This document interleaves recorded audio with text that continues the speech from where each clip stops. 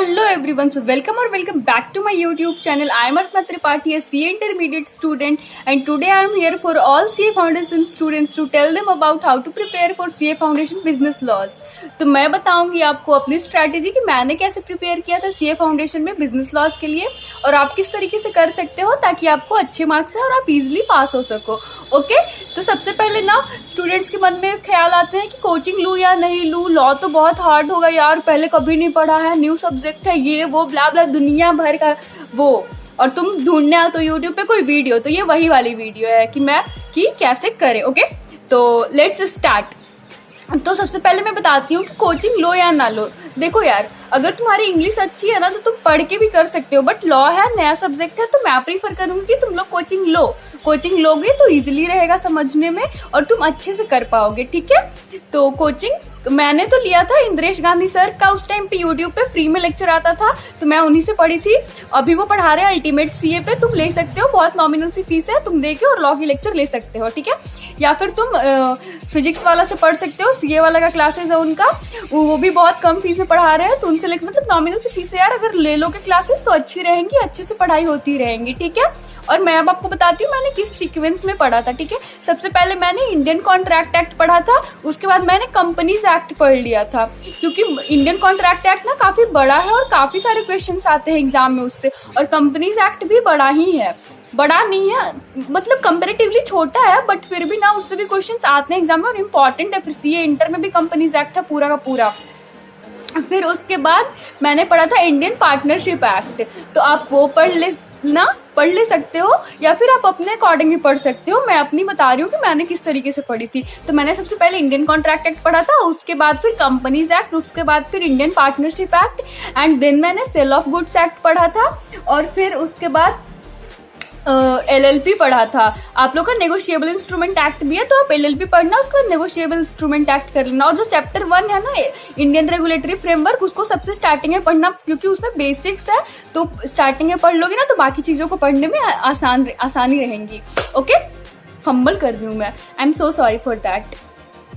Okay, फिर notes बनानी है कि नहीं। भाई देखो, लॉ में नोट्स बनाना इंपॉर्टेंट है, क्योंकि थ्योरी सब्जेक्ट है, नोट्स बनाओगे तो बहुत अच्छा रहेगा। तो तुम कोशिश करना कि नोट्स बनाओ और अच्छे से नोट्स बनाओ, तो एग्जाम के टाइम पे पढ़ने में बहुत ईजी रहेगा। नोट्स से रिवाइज करोगे, नोट्स से तो बहुत आसानी से रिवीजन हो जाएगी। कितना मुख पलटते चलोगे रिवीजन करने के लिए यार, पर फिर भी ना ऐसा मत करना। देखो यार, मैं एक चीज बताती हूँ, तुम लोग ऐसा मत करना कि अगर किसी का लेक्चर परचेज कर लिया तो बस लेक्चर देख रहा है, खुद से ना बुक रीड करना।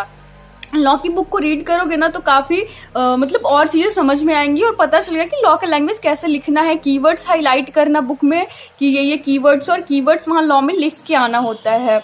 ये हो गया। उसके बाद फिर प्रैक्टिस कैसे करें, क्वेश्चन प्रैक्टिस। तो तुमने एक चैप्टर का एक यूनिट पढ़ा, उसके पीछे का आईसीआई मॉड्यूल का क्वेश्चन बनाया, ठीक है। उसके बाद फिर रिवीजन कर रहे हैं तो इम्पोर्टेंट क्वेश्चन मार्क कर लिया, मतलब संडे को रिवीजन कर रहे हैं तो वो इम्पोर्टेंट क्वेश्चन बना के देखा प्रोविजंस रिकॉल हो रहे हैं कि नहीं और चीजें आ रही हैं कि नहीं। हाँ देखो यार, रिवीजन संडे के संडे करना, ठीक है। तो वैसे तुम्हारा ऐसे एक रिवीजन होते चलेगा साथ साथ, वो हो गया। फिर उसके बाद ना जब तुम्हारा सिलेबस पूरा कंप्लीट हो जाए तो तुम रिवाइज करते चलना और आरटीपी एमटीपी सॉल्व करते चलना, पास्ट 3 ईयर्स के आरटीपी और तुम्हारे अटेम्प्ट के एमटीपी। ओके, इतना चीज सॉल्व करना। कम से कम ना तुम्हारा 3 रिवीजन होना चाहिए लॉ में, ठीक है। 3 रिवीजन रहेगी ना तो बहुत अच्छी रहेगी। तुम चाहो तो 4 रिवीजन भी कर सकते हो। और एक टिप मैं बताऊंगी आपको जो मुझे पर्सनली बहुत काम आया था लॉ के टाइम पे, मेरे फाउंडेशन के टाइम पे, वो ये था कि मैंने ना मैराथन देखा था। मैं जिनसे पढ़ती थी सीए इंद्रेश गांधी सर से, उन्हीं का मैराथन देखी थी एग्जाम के टाइम पे, और वो मुझे काफी हेल्पफुल लगा था यार। तो जिन भी टीचर से तुम पढ़ रहे हो ना, अगर उनका मैराथन देखो एग्जाम के टाइम पे तो तुम्हारे लिए भी काफी हेल्पफुल होगी, क्योंकि ना चीजें रिकॉल हो जाती हैं, प्रोविजंस एक बार में सारे अट जाते हैं दिमाग में कि हाँ ये प्रोविजन था। एग्जाम के टाइम पे तुम कितना पढ़ते बैठोगे यार कि क्या क्या था क्या क्या नहीं था। मैराथन देख लेना एग्जाम के टाइम पे, उसके बाद फिर अपना जो नोट्स बनाए हैं वो पढ़ लेना, इससे हो जाएगा। और एमटीपी आरटीपी तुम सॉल्व किए ही हो यार, और क्या करना है। ज्यादा होगा तो टेस्ट सीरीज परचेज, अगर तुम्हारे पास बहुत टाइम होगा ना कि अरे अभी बहुत मेरा पूरा सिलेबस कंप्लीट हो गया, अभी बहुत टाइम है, टेस्ट सीरीज परचेज कर लेना और उसके बाद लिखना, टेस्ट लिखना। ओके